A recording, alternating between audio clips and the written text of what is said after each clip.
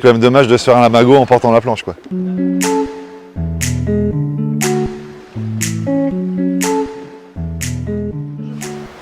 On a décidé de changer de support. Alors un support, toi c'est un peu ton histoire de vie. Ouais, Moi j'ai énormément d'affection pour ce support-là.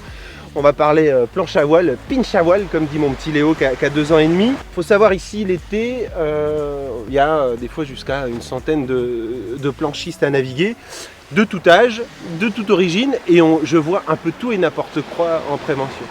Donc pareil que tout à l'heure pour le paddle, est-ce que tu peux nous expliquer comment bien porter ou comment t'expliques comment bien porter sa planche à voile? Okay. Alors là on va parler de la planche à voile, ensuite on parle de la voile, et après comment porter son gréement complet. Ok. Ouais.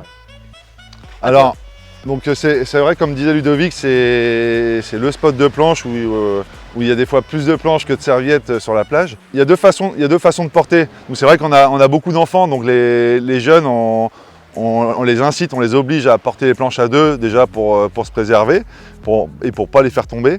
Les adultes qui veulent aller à l'eau tout seuls peuvent prendre la planche comme ça, un petit peu sur le même principe que sur la planche de paddle. Là sur celle-ci on a une dérive, donc ça va nous donner un petit point d'équilibre qui va nous permettre de porter la planche facilement à une main. Donc comment tu fais quand il y a une dérive? Alors quand il y a la dérive comme ça, c'est pareil, je vais mettre dans un premier temps la planche sur la tranche, donc je vais me mettre à la hauteur de la planche. Comme on a donc vu soit je pose le genou par terre si j'ai besoin, sinon je suis peut-être pas obligé forcément à tous les coups. Je redresse la planche sur la tranche et après je me mets face à la planche, je fléchis, je la lève et je me retourne, prêt à partir.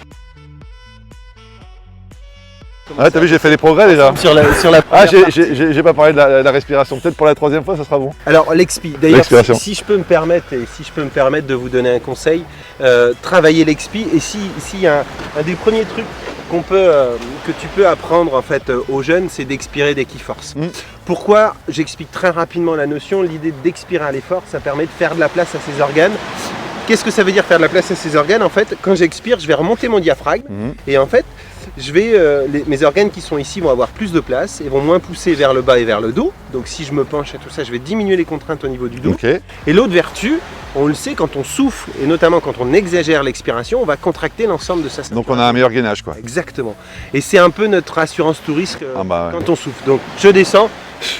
C'est-à-dire que même si je fais un geste qui n'est pas forcément top, l'idée c'est d'expirer. Okay. Donc écoute, ce qu'on a vu c'est top.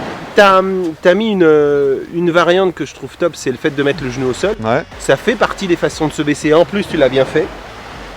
Quand on travaille donc, dans les 3 façons de se baisser, il y a le fait de plier les jambes, qu'on a vu sur la vidéo sur le paddle. Il y a juste incliner le buste comme les Playmobil, mais en gardant le dos droit. J'en parle très rarement parce que je vois très peu de personnes qui ont le dos, beaucoup de gens qui ont le dos arrondi. L'idée c'est d'avoir le dos plat, donc j'en parle pas. Et la 3e, c'est le fait de descendre en fente. Je vais plier les jambes, les 2 jambes en même temps comme ceci. Voilà. Je pose mon genou au sol, je me mets en place et pensez à expirer quand on remonte. Nickel, écoute voilà, je me mets face, je peux poser mon genou, ça j'adore. Je soulève, je me mets au plus près. On n'en a pas parlé, on en parlera tout à l'heure, je me mets au plus près de ce que je fais. Voilà, je vais soit faire ce place ici, soit je peux me mettre de profil, je tiens bien mon dos droit, je plie mes 2 jambes et je remonte avec les jambes en soufflant. Ok. Comment on fait si on n'a pas de dérive? Alors, là du coup... Attends. Bouge pas, impeccable. Donc qu'est-ce que tu peux faire de mieux là? Va plier les jambes. Ouais. Vas-y. Et tu gardes ton dos, super. Hop, au plus près. Là je peux prendre au niveau du footstrap, une main sur le rail. Alors là la planche est trop large pour que je puisse la mettre sous le bras, mais là je vais être obligé de la porter comme ça. On se fait quelques corrections? Vas-y.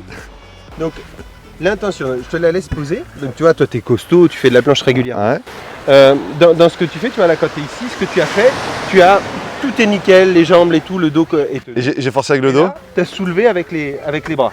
Bon, je vois que tu as des plus grands bras, parce que moi j'ai même pas la place pour les plier. L'idée si tu veux, c'est plutôt que de tirer sur les bras, de garder les bras tendus et de travailler sur les jambes. C'est-à-dire que je garde mes bras tendus ici et je souffle. Voilà. C'est-à-dire que c'est mes jambes qui travaillent et puis mes jambes elles sont puissantes. Voilà un petit peu ce qu'on pourrait faire de mieux. Okay. Sinon on est bien, le dos droit, l'expi, et puis à la limite pour tes élèves, exagère l'expi comme ça va leur donner le rythme. Ok, ça va les faire marrer en plus. Super. Ok, Merci Antoine. bah, merci à toi. On passe à la voile? Allez, on va chercher la voile. Allez, c'est parti.